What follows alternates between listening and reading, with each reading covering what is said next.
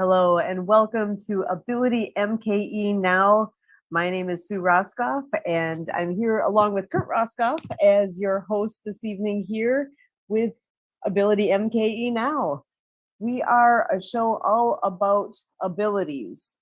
It is integrating people with disabilities and people that don't have a disability together, enjoying life here in Milwaukee.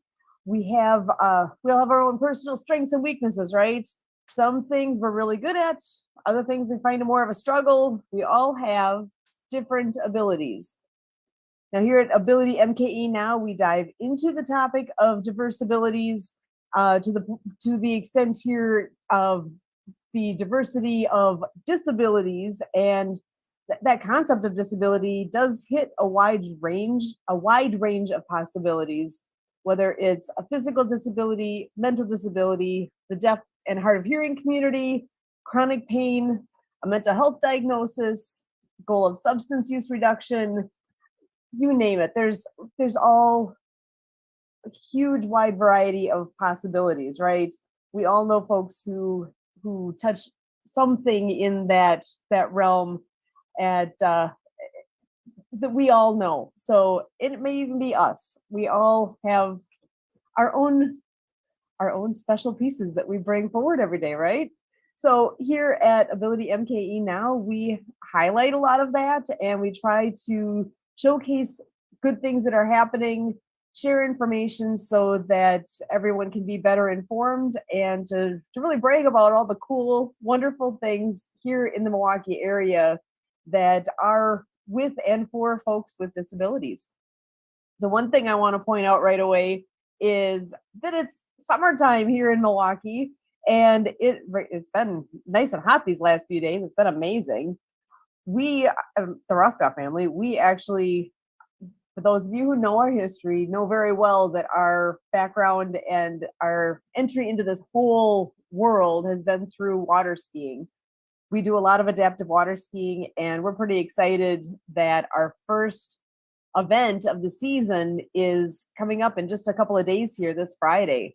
So we are going to be down at Browns Lake in Burlington at Fisher Park this Friday, which is June 24th, 2022. We will be down there doing our first big day of adaptive water skiing.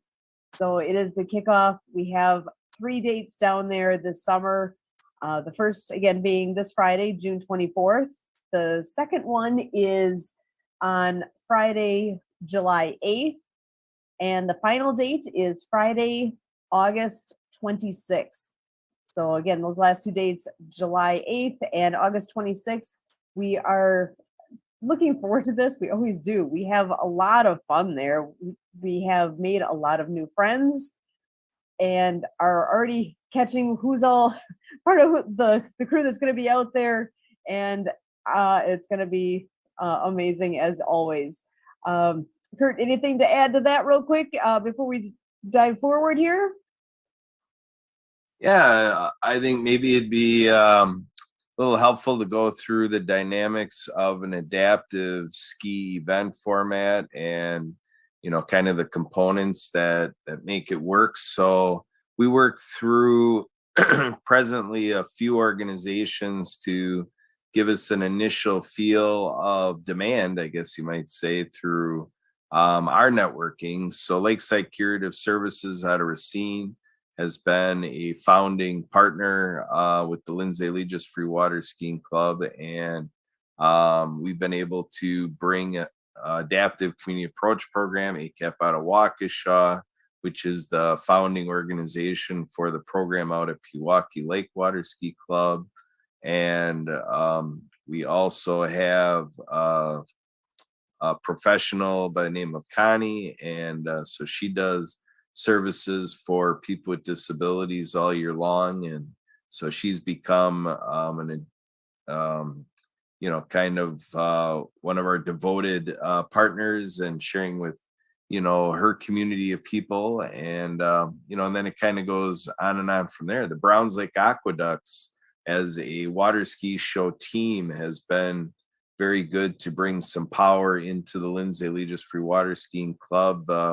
being a source of some water ski talent for side skiers. And and we have Rick and Denise Legis who come out, that the Lindsay program is a devotional program honoring and commemorating their late daughter, Lindsay Legis. And so with that, a boat that was used during Lindsay's life, that Lindsay nicknamed the Pony Boat. And so it's a classic boat that is used with a Ford Mustang engine in it. And that's where it gets its nickname of the Pony Boat. And so basically the format is where 3 ropes are linked to the pylon together with a trick release. And so side skiers go to either side of the sit ski. And so with that process, we have water help, we have people at the dock and the shoreline. With wheelchair users are transferred from a wheelchair, their daily wheelchair, over to the sit ski for the skiing activity. And so there's safety considerations taken into account. Some of our participants rely on us to breathe, because if we have mobility where someone is relying on a swimming partner, without that swimming partner, a lot of participants are not able to do what we call right themselves. So if they end up face down in the water, their airway is under the water level, and the only way to get that airway clear to breathe is a swimming partner coming and working with that participant's torso and shoulder line, and safely making sure their neck and everything is up above the water, and waiting in the water like that, and getting attention to come in safely into shore and keeping that smile on their face. So these programs take a good number of volunteers to make it happen. And so like Friday, we're saying, as an example, if we have a dozen participants, I'm thinking we're expecting, probably like 8 of us, Sue, are volunteering to take a dozen people skiing. Does that sound about right? It seems about right. That's, I think, last I heard, that's where we are. Yeah, and then with the care staff, they're coming down and serving the clients that they have out at the ski site. Some come with family members and so forth. So we could easily have 25 to 30 people, at Fisher Park, during one of these events. So just thought I would put a little description there. Otherwise, to me, it seems a little vague just saying an adaptive water ski day. So that's a little something to go by. Back to you, Sue. Awesome. Yeah, appreciate that. I forget, not everybody knows us yet, right? We talk adaptive water skiing a lot, and it's something that until you see it, it's hard to visualize it, right? So that is something. If you just Google it, even you'll find videos. Google it or throw it into YouTube and search for adaptive water skiing, and you'll be amazed what you come up with actually seeing it in action, from everything from the point of view of the shore, the point of view of the boat. We've even seen it with having like a GoPro camera mounted either on the ski or on a skier, and getting a true what's it like at this moment feel of being on the water. And it's definitely worth checking out, because that is something that if you're not able to get there in person to see it in person, you can still get the feel of what's happening there. It's pretty awesome. And additionally, I know we have this first event that we're talking about on Friday. Saturday is Lake Country Clean Water Festival in Pewaukee, and that is associated with our home ski team with Pewaukee Lake Water Ski Club. And we are doing ski lessons, just regular, normal ski lessons, upright style, on I think here, let's see, what did they say? From 8 until 11 in the morning, and I'm pretty sure the slots are filled up already. There'll be another date later in July. But after the ski lessons are done, or I should call it learn to ski, most of the participants that come out have never been on skis before. So the Learn to Ski, it finishes up around 11. And at that time, we will be on the water doing a couple of adaptive water skiing demos. Because with Lake Country Clean Water Festival, it's in partnership with the Kiwanis Beach Party.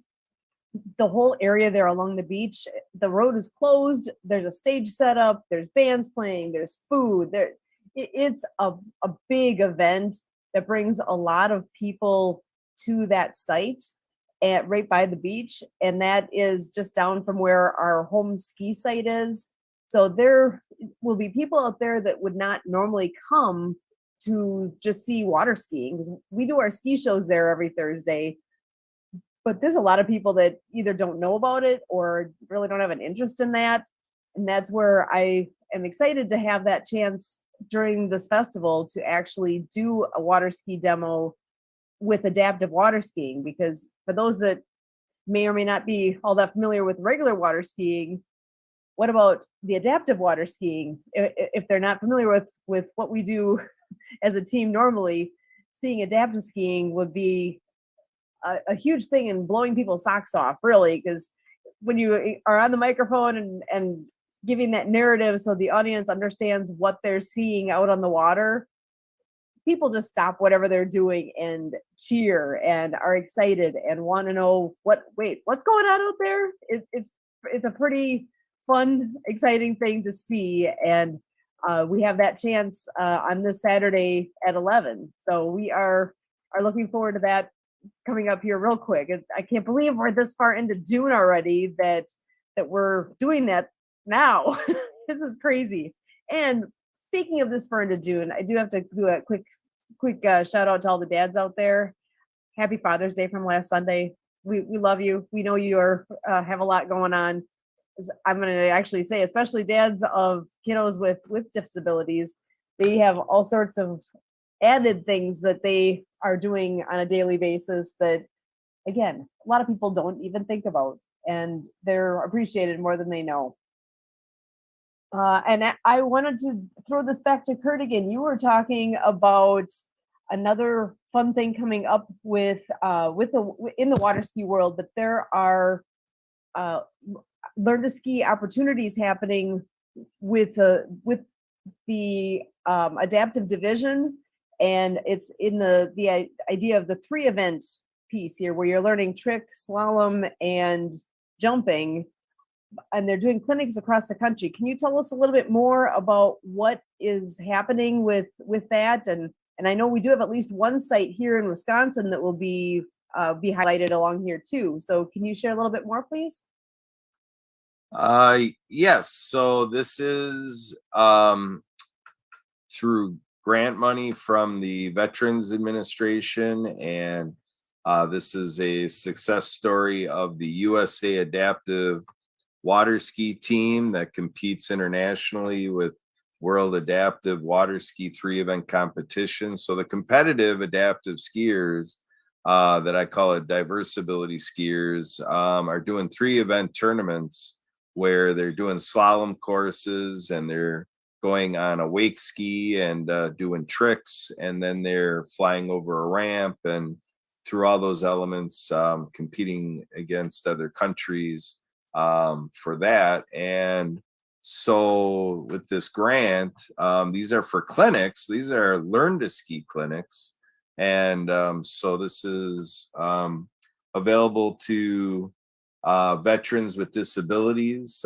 So I tend to refer to it as injured, wounded veterans. And so sit skis and Delgar straps and, different equipment is used to create that adaptation that, the veteran circumstances can be accommodated to provide a water ski and wake sport experience. And so, yeah, there are 10 locations that have been funded to provide this.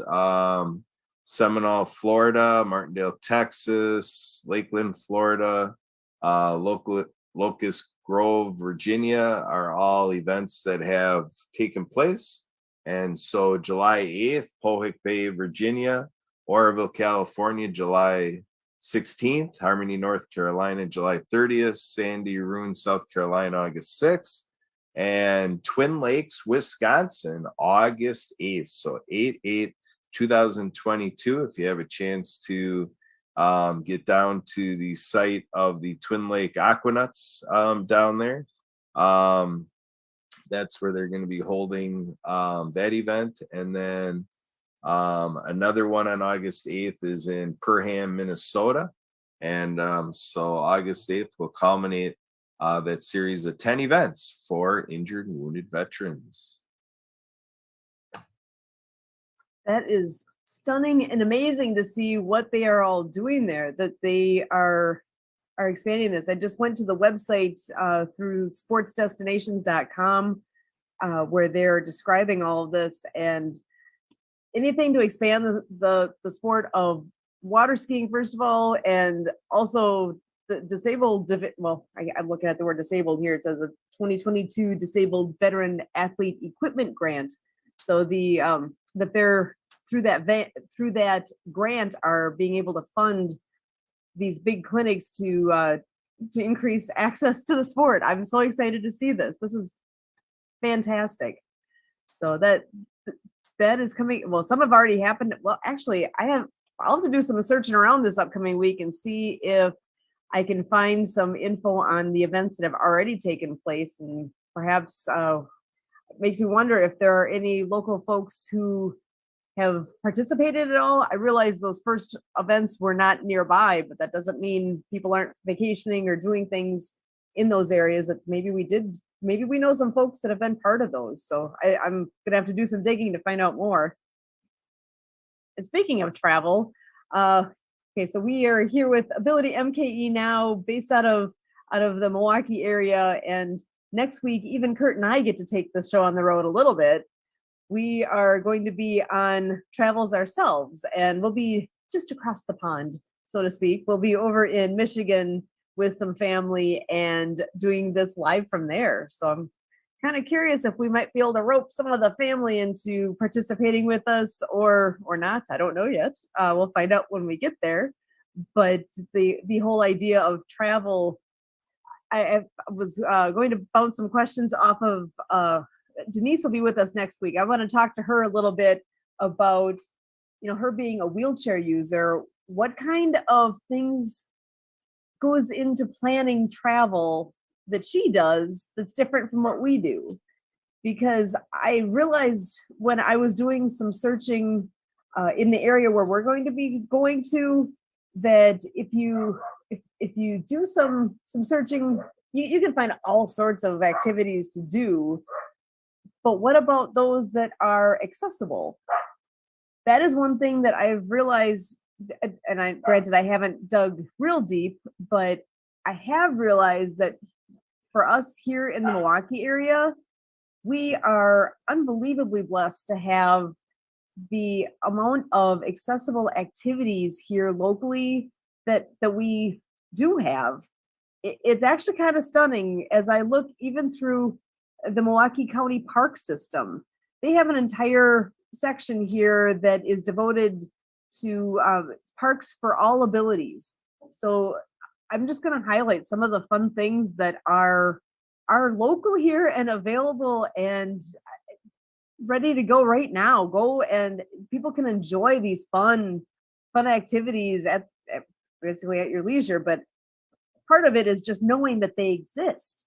Because even as much as I'm aware of a lot of activities that are accessible activities, there's things on here that I was not aware of as well. So I just want to make sure that folks are tuned in here to things like hand cycles and adaptive bikes. And if you're not familiar with a hand cycle, I mean, you know what a bicycle looks like, where you're using your feet and your legs to make the pedals go round and round. There are adaptive bikes and actually hand cycles where your hands are doing that motion instead of your feet. The mechanism is at kind of shoulder level, so approximately, and you're able to sit, and as long as you can use your arms, you can pedal your bike, so to speak, with your hands and arms instead of with your feet and your legs. So that is something that is available, that even if you've never done it before, it says, I'm reading right here from the Milwaukee County Parks website. It says, check out a hand cycle for free at Wheel Fun Rentals at Veterans Park South on the Lake Loop section of the multi-use Oak Leaf Trail.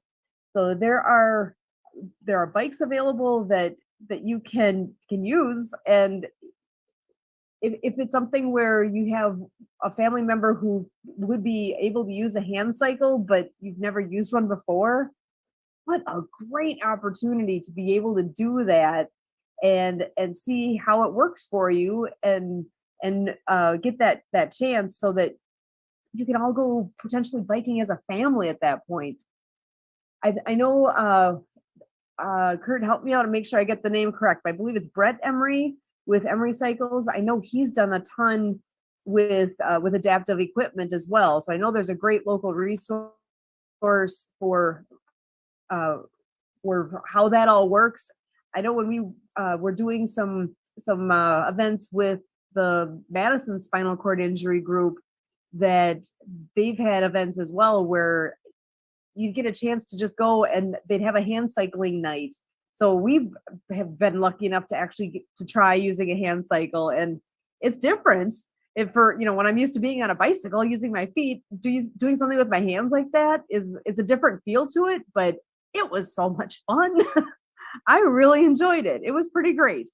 So that is an available thing here in Milwaukee at the county parks. And that's just the first on this list of, oh my gosh, I keep scrolling. There's a lot of things on this list.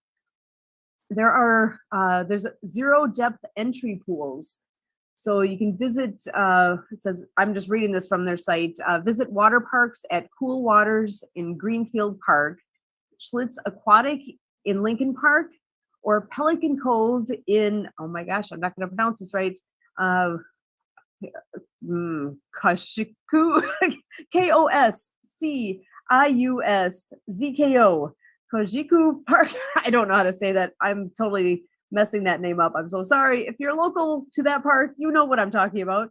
But they all have the zero depth entry, so you don't need any special anything. There's nothing to step over. You can just go right in, even wheeled right into to that water park area. There are also outdoor pools at McCarty Park and at Wilson Park that have ramps that go into the pool from the deck edge. And then there's also indoor pools at Noyes Park and Pulaski Park that all have accessible entries. So this is amazing to me that there are that many opportunities in the Milwaukee area here where they have accessible and zero depth entry pools. Now, what about golf?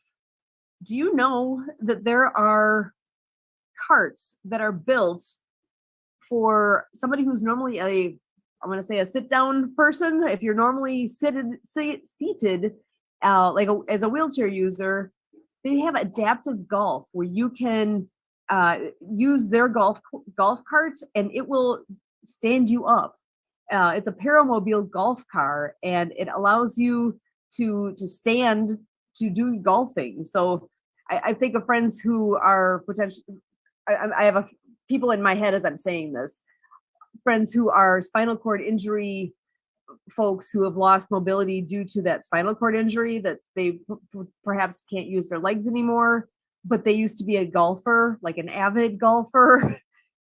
This is something that I can only imagine they would just be drooling over, to have that chance to go and do something that they used to do, that they maybe thought, hey, I can't do this anymore because, golfing, you kind of have to stand to do that. Well, now they have equipment that allows for that. And Kurt, actually, I was going to just pop that over your direction for a moment, because you and I got trained on how those units worked several years ago. They're pretty awesome. What did you want to add anything to that thought of being able to do stand-up golfing through the use of a paramobile cart? Well, I think to take it as an example of how accessibility needs to be built in communities and the marketplace, because the paramobile example is something I'm very comfortable with because we had been in the golf business for 13 years. And so I'm able to relate to look at those paramobiles and say, yeah, when we were in the golf business, or even for the present day golf business, to say that management of the golf course is going to buy a fleet of these golf cars, I would say that the marketplace is not organized for that. If the marketplace is more organized and there could be a more reliable demand for it, yes.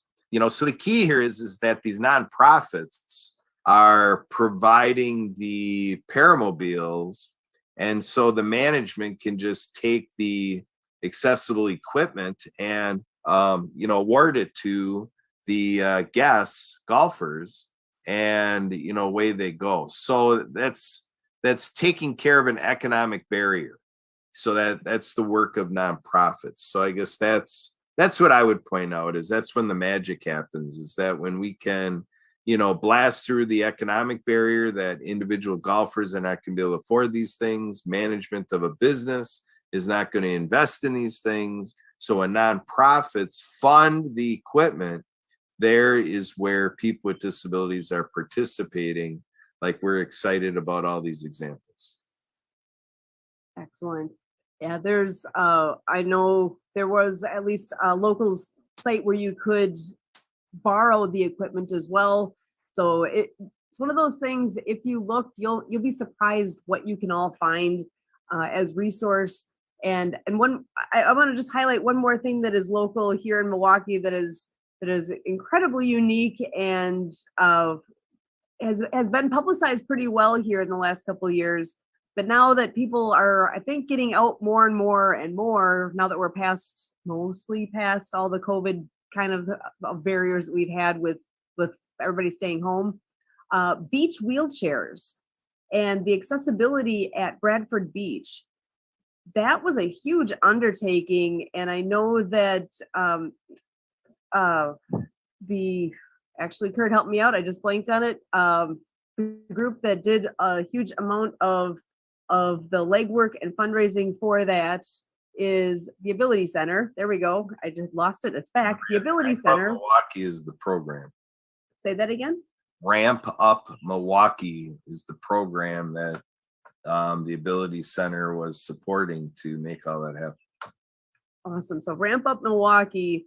I am going to read the short little blurb they have on the county parks page about the beach wheelchairs at Bradford. It says, hit the beach with a free beach wheelchair checkout.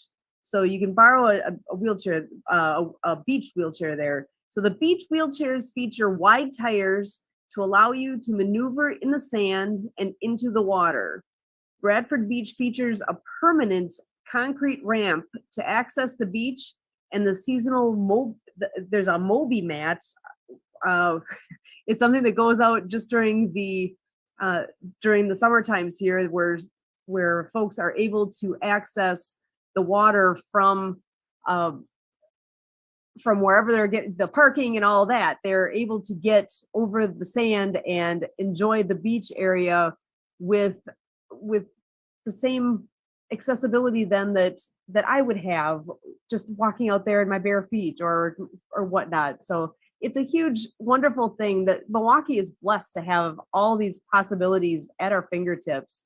And for us here at Ability MKE Now, we're thrilled to be able to share that with you. And as always, we thank you.